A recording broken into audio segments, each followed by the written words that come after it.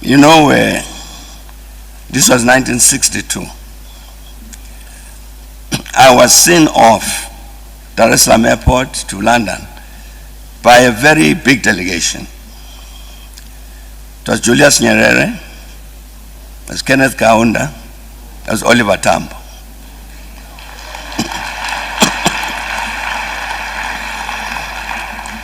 So some people don't believe that story. They say, you. I said, those are the people who saw me off. It's the truth. It's a half-truth. It's because O.R. Tambo and Mwalimu were seeing of Kenneth Kaunda. He was flying to London to negotiate for independence of Zambia. I just happened to be on the same plane.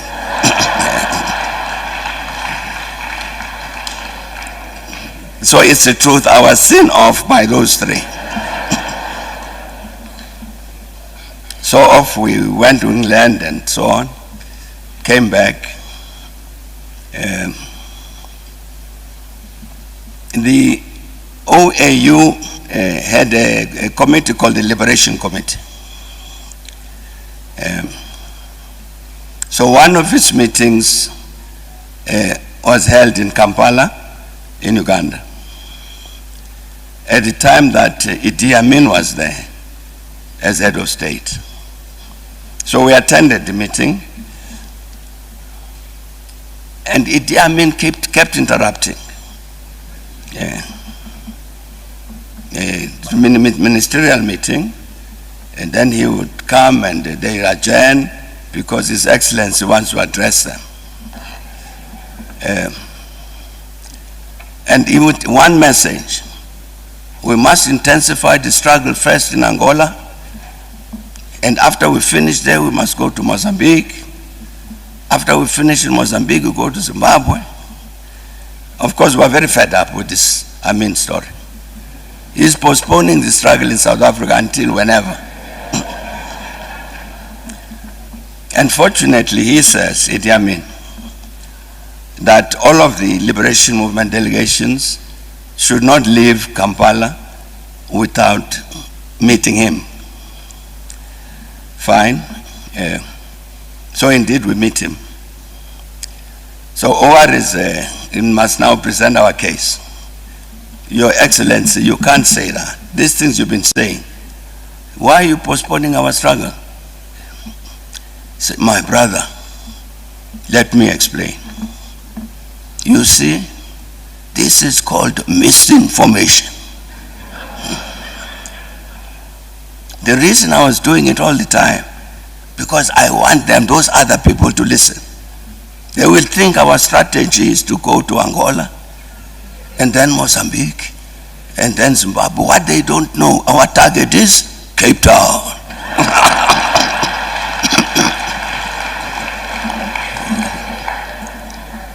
So, that's an important lesson from Idi Amin. And of course, many years later, South Africa is free. We have an appointment, we got a state visit to pay to Mali. At the time, President was President Konare.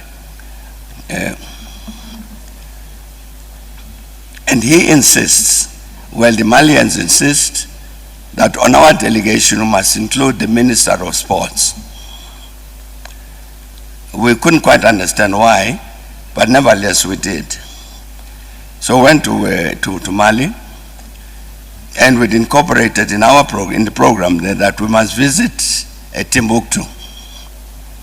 And indeed we visited Timbuktu. You remember there was a famous library there, the Ahmed Baba Library, with this tremendous store of books and manuscripts and so on about everything, many things African.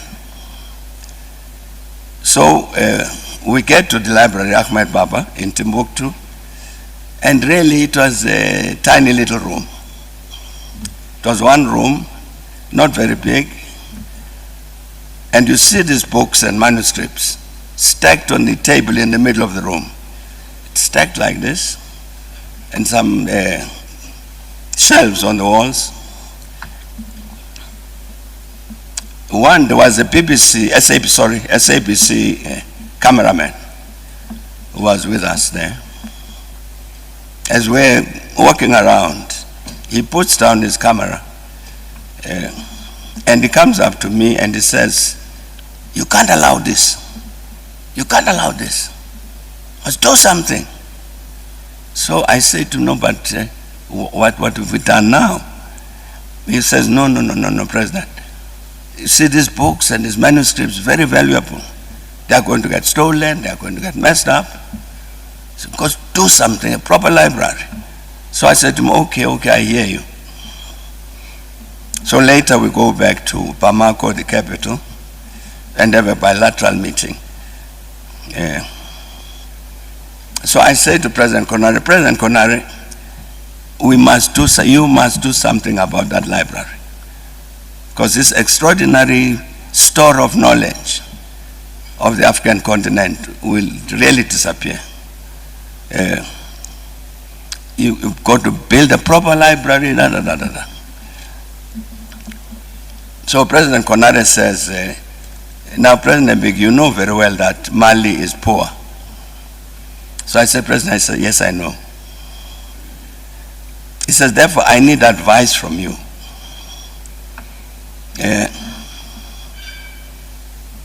The people, particularly in the rural areas, they don't have clean water. Now, the advice I'm looking for from you is, the little money we have, do I deliver clean water to the people in rural areas, or do I build Ahmed Baba Library? So I said, President, I will not answer your question, but let's agree. You deliver the water, we will deliver the library. So that's how we came to build the library, the Ahmed Baba Library in Timbuktu. And then at the same meeting, President Konare says, you know that next year, January, we are hosting the Africa Cup of Nations. So I said, yes, President, I know that. He says, we managed to collect enough money to build the stadia to host the matches. The stadia are ready, very well built and all of that. But the money, we've run out of money. There are no buses to carry the teams. There are no sedans to drive around the officials. The telephone system can only take 20,000 telephone lines. And we've got no medical system, health system to support the tournament. And we have no money. So I said, but then, President, the best thing to do is we better go back to CAF and say, you can't host it. He says, no, we must host it. You, President, says Konare to me, you are the one who's talking about all the time about an African Renaissance. Now, how can we as Mali, as part of the Renaissance, we can't even host a soccer tournament? What kind of Renaissance is that? So, please, it's your choice, it's your job to make sure that the Africa Cup goes through very well. Now we understood why he had wanted the Minister of Sport. And so we've supplied the buses, we supplied the sedans, we supplied the health, we supplied the telephony. And indeed, the cup went off very well, but we had to carry that burden because Konare said, this is to prove your that you actually mean this African Renaissance. You can't have a Renaissance and you can't host a soccer tournament. So that was done. There are many other stories I can tell you. One day I get a message from the US Embassy here in Pretoria to say, George, that President Bush would like to talk to you. So I said, sure. And indeed he called. This was on the eve of the invasion of Iraq in 2003. And George W. Bush says to me, you know, what happens in a war, where, as you know, that we're saying we're going to go into Iraq because of these weapons of mass destruction. But you go to war, people die.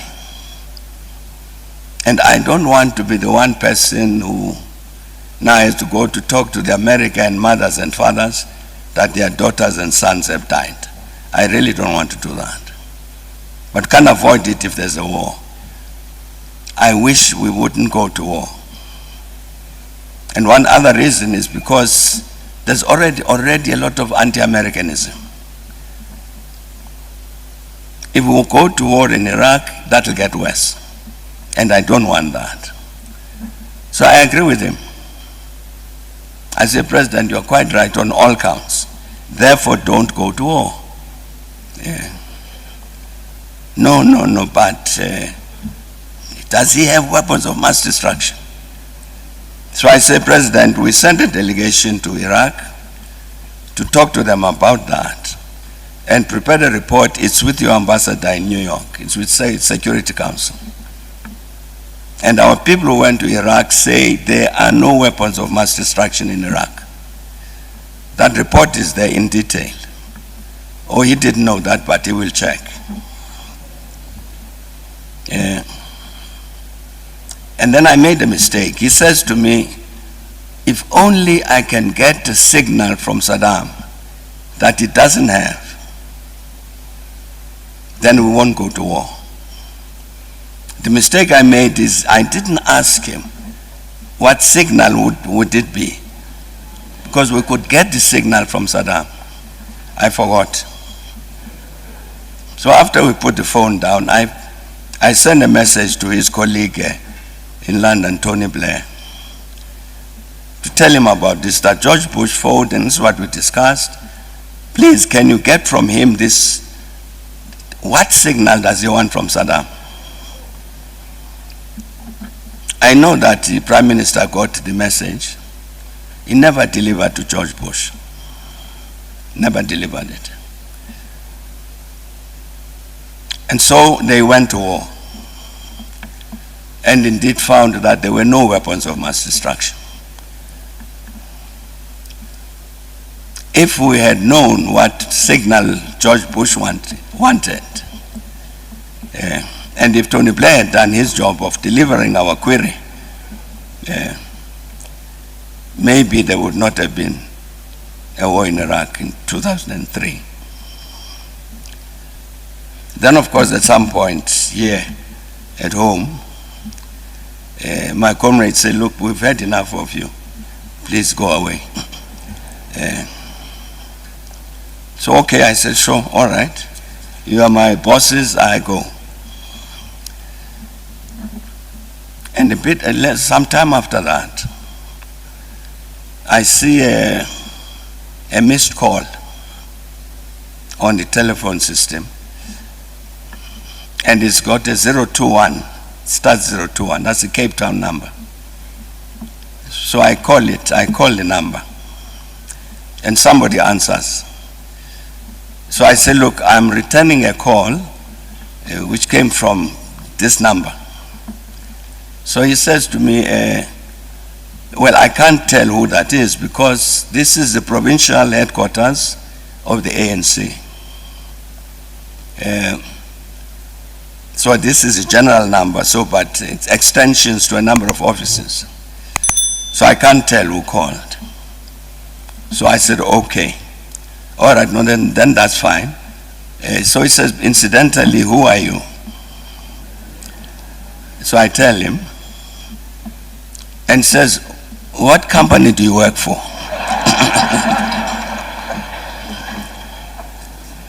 That told me that it was time to retire. Thanks a lot. Thanks a lot, and thanks for coming.